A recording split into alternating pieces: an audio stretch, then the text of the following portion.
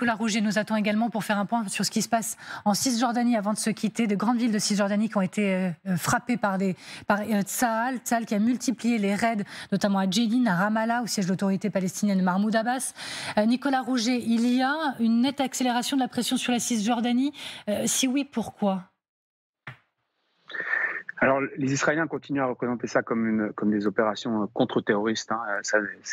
Évidemment, ce n'est pas nouveau, ça date d'avant le 7 octobre, ça date depuis plusieurs années maintenant qu'ils essaient de se battre contre une lutte armée décentralisée dans ces grandes villes de Cisjordanie. En effet, l'année dernière, c'était pas juste Jenin et Ramallah, mais aussi Tulkarem et Nablus, deux autres grandes villes du nord de la Cisjordanie.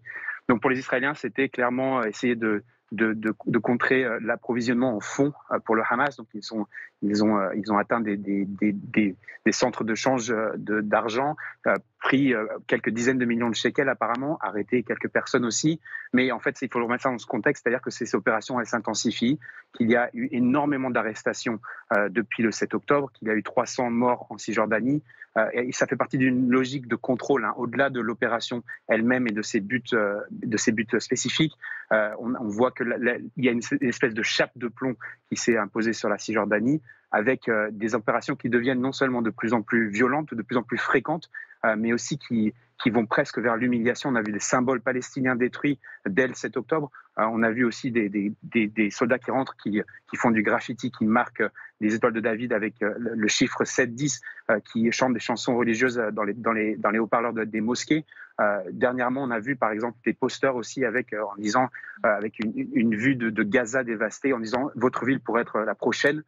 Donc très clairement, ça fait partie d'une logique de contrôle de l'armée israélienne en Cisjordanie pour évidemment empêcher un embrasement dans le territoire occupé. Merci beaucoup Nicolas Rouget une nouvelle fois, merci à vous.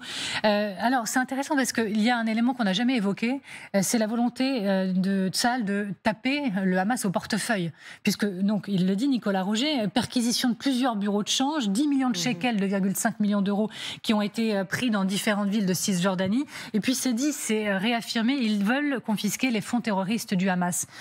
Pour tenter d'éradiquer le Hamas, il faut aussi toucher à l'argent. Il y a une guerre de ce côté-là aussi. Non, mais écoutez, éradiquer le Hamas, ça ne veut rien dire. On l'a dit maintes et maintes fois sur ce plateau.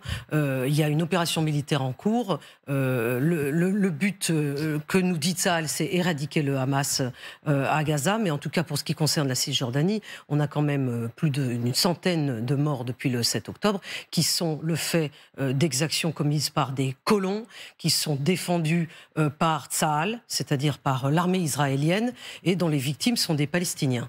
Donc il faut quand même dire à quel point ce gouvernement Netanyahou, qui certes est en guerre, mais qui a 3 ministres qui sont des ministres de pure extrême droite, et qui sont des ministres pour lesquels la Cisjordanie n'existe pas. C'est-à-dire, elle n'a pas le droit à l'existence. C'est-à-dire, ces terres, pour ces ministres-là, sont des terres bibliques, et elles sont israéliennes.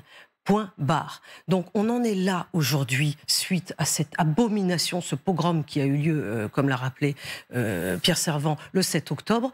Et pour le moment, là, on n'a pas du tout de solution et on va même plutôt vers encore le pire. D'un côté, c'est bloqué du côté avec les otages, et de l'autre côté, en Cisjordanie, on est au bord de l'ébullition. Alors, on arrive vraiment à la fin de l'émission, mais l'ONU a condamné tout cela en parlant d'intensité de la violence et de la répression jamais vue depuis des années.